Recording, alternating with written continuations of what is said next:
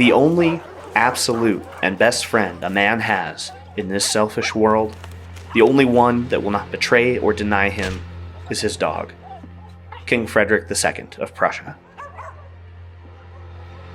One of my favorite shows growing up was Batman Beyond, chock full of banger DC animated universe episodes that I still find myself thinking about today. And one in particular has been on my mind lately. Ace in the Hole, the Season 2 finale where we get to see how the best boy of the DCAU was adopted by a crotchety old and retired Batman. Ace has had many different iterations in his time in the DC universe, going all the way back to the 50s, usually depicted as a brown or black shepherd, Great Dane, and one time a Mastiff. Recently, he graced us on the big screen as a boxer, voiced by Kevin Hart. We love unconditionally. Batman Beyond's version of Ace is a large, black, intimidating Great Dane mix who is a fierce and loyal companion for Bruce in his older years. In the first 2 seasons, we've seen him be adorable and kick all kinds of ass, and in this season finale, we finally get to see his origin story. I think this episode is an absolute banger, even if some parts of it are really sad and intense, and it gives us a fun action romp as well as some interesting insight into Bruce's character that I think is crucial to the overall Bat-mythos. The episode opens with Terry driving Bruce to a doctor's appointment and taking Ace for a walk while they wait for the old man to be done.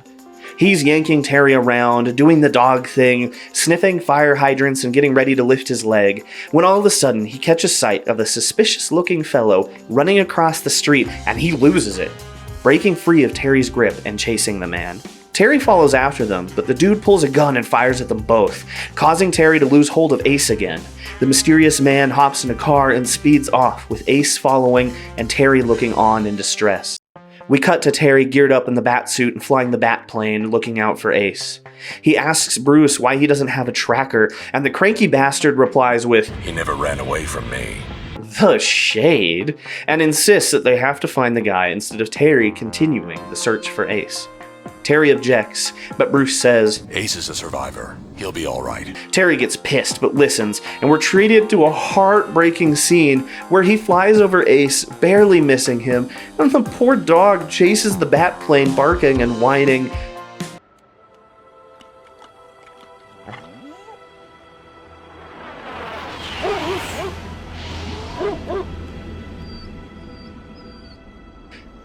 And I start crying and cursing Bruce's name. I think this is a good point for me to do a little background on this version of Bruce. This is the same Bruce we followed through Batman the Animated Series, the New Adventures of Batman and Robin, the Justice League, Superman the Animated Series, and Justice League Unlimited, which crosses over with Batman Beyond at certain points. Batman Beyond Bruce is nothing like the Batman we saw at the ending of Justice League Unlimited. He's gone from a hopeful, loving dude with a whole huge team behind him to a crotchety, old, and angry man with only Ace for a companion. And we're given very little information throughout the show about what went wrong to cause him to revert like this. Though, I mean, we do get some glimpses, and there's a lot of solid theories that we won't get into here. But he's been built up to be kind of a jerk for the first 2 seasons of Beyond. But leaving his fucking dog out on the street seems to be a bit much, even for him. We cut to Terry back in the Batcave while they use the Bat computer to composite an image of the man, and they find a match. One Ronnie Boxer, who has been arrested for animal cruelty and gambling before. Yeah, it turns out that dude that Ace was so hell-bent on running down is one of the scummiest types of crooks to exist. A dogfighting promoter. Bruce and Terry are both disgusted. Obviously. We cut to Bruce on the phone. With Terry gone, he's been calling the shelters and police looking for Ace. So we find out that he's not a total monster, at least. No luck with the phone calls, and he looks at Ace's empty bowls and bone and quietly asks, "What did he do to you, boy?" And again, my heartstrings are being tugged and the tear ducts are primed. And then we cue up a flashback that'll break animal lovers' hearts everywhere. We're taken to an animal shelter where a corrupt worker sells a scared-looking puppy Ace to Boxer to be trained as a fighting dog. His whining breaks my heart. I honestly had a hard time watching this part again.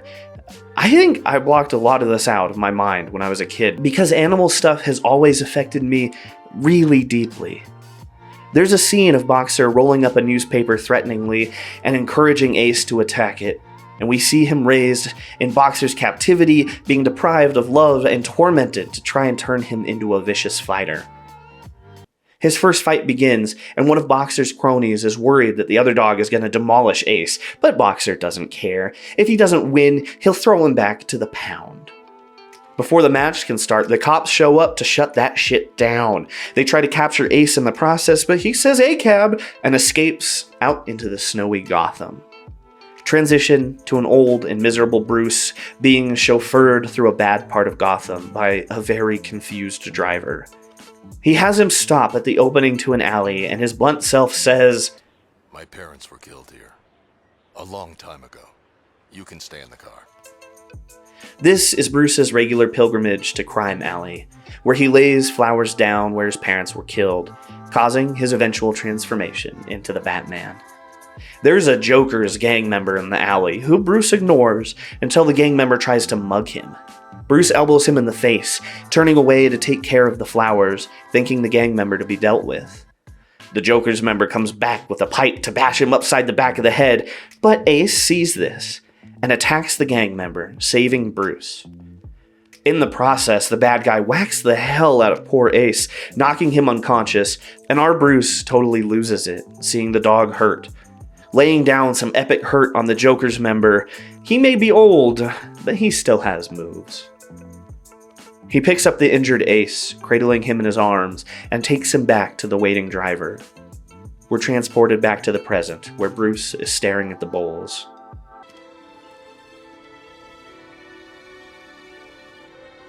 Don't worry, boy. I won't ever let anyone hurt you again. Okay, but why were you pretending to not be worried, Bruce? Why'd you stop Terry from finding your dog, Bruce? Moving forward, Ace is still lost out and about and is now being pursued by a dog catcher, who turns out, I'm pretty sure, to be the same guy who sold him as a puppy, but with some tech upgrades. Ace completely wallops the guy, escaping and almost running into Terry again, but getting captured right before they reunite by chance. Wow, if you're an animal person, don't watch this episode with some tissues laying around, because one in the morning Joe watching this cried again. Terry breaks into Boxer's apartment, and they realize that he's using a growth hormone to create mutant fighting dogs. Yuck! The evil animal control guy tries to sell Ace back to Boxer, who recognizes him. You trying to cheat me? Selling me back my own mutt? What? I swear I... Slag it. Must be fate, me and this pooch. We were meant to be together, ain't that right, boy? Terry finds Boxer's boat-based fighting arena and tries to sneak in, finding some of the dogs Boxer has been experimenting on, where Bruce drops an important truth. Don't worry about the dogs. Worry about the people. I've always subscribed to the belief that there aren't bad dogs, only bad people. So, Bruce and I see eye to eye on this one at least. But Boxer saw Terry coming and has set a trap, locking Terry in the ring with a giant monstrosity of a creature that was once a dog, but is now a raging mutant the size of a freaking elephant. Terry starts to face off against the creature, and you can tell he's a dog person because he tries as hard as he can to not hurt the beast while trying to escape. Ace is losing his mind watching this, being locked in a cage behind Boxer. Terry and the creature's battle rattles the cage enough for Ace to escape just in time to stop Boxer from shooting Terry, chasing Boxer down and leaping at him when he's on the edge of the boat. It cuts away, and we're left to wonder if Ace got his permanent revenge on the tormentor from his puppyhood. He runs back to try and help Terry, managing to run up a glass dome and jump down to face off against the giant mutant like he's Clark Kent in dog form. And they win. And we get a cute moment where Ace and Terry bond. Good dog. And we see the reveal that Boxer isn't dead, just being hung from a protrusion on the boat. Ace takes after his master, apparently. with, the no killing rule and all. Terry brings Ace home, and we're treated to an absolutely adorable reunion as Ace sleeps into Bruce's arms. I'm happy crying at this point, and Bruce and Terry share a knowing look over the head of an ecstatic Ace.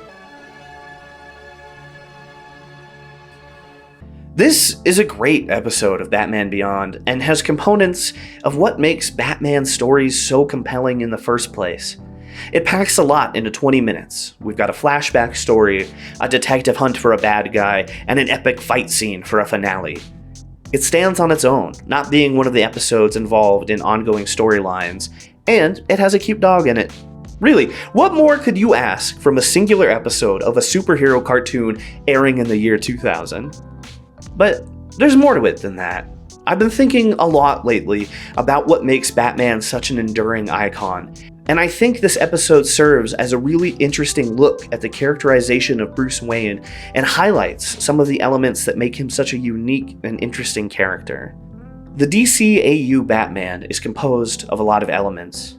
His trauma, his violence, his enduring compassion, and his desire for family and belonging being some of them. The Bruce Wayne we find in Batman Beyond is a shell of the man he once was, consumed by anger and alone in the world.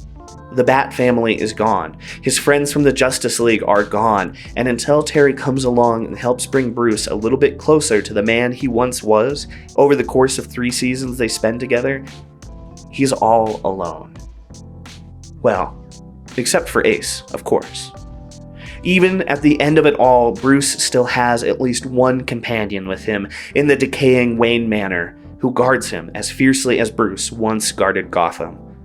We get glimpses of his relationship with his canine companion throughout the show, but none quite as deep as this flashback to the backstory that brought them together. This episode does a great job of highlighting the kind of man Bruce has become. He doesn't want to show weakness in front of Terry when Ace is lost, insisting they focus on the mission. Batman has never been one to show much emotion other than anger, but this version of Bruce pushes it to an extreme. It's off-putting at first, when we're led to believe he could care less about the missing Ace.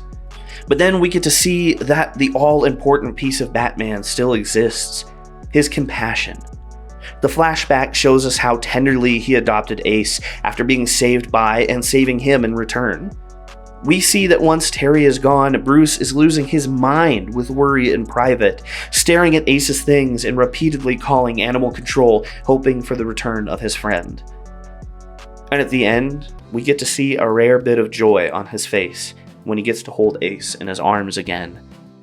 And even a brief, knowing look with Terry, where Bruce lets down the armor he spent so long building up. He expresses his thanks to his protege, and we see that this dog is Batman's best friend. Friends, thank you so much for watching. Dogs are amazing critters, and there's plenty of pups just like Ace out there who could use your help. Even if you don't have the time or space to have a dog in your house, I'm sure that they could use some, they could use some volunteers. You can find your local shelter at Pet Finder, which I have linked in the description. And to do your part to fight crime and help dogs. And thank you for watching. Loki and I would like to thank our patrons for helping keep him in dog treats. Dollar Tacos, thank you so much for your contribution. $5 Phillips. Tom, John, Depths Warzone, we appreciate you. And the I Love You Friend patrons, the Driz fam, Meg, thank you. We'll see you in the next one.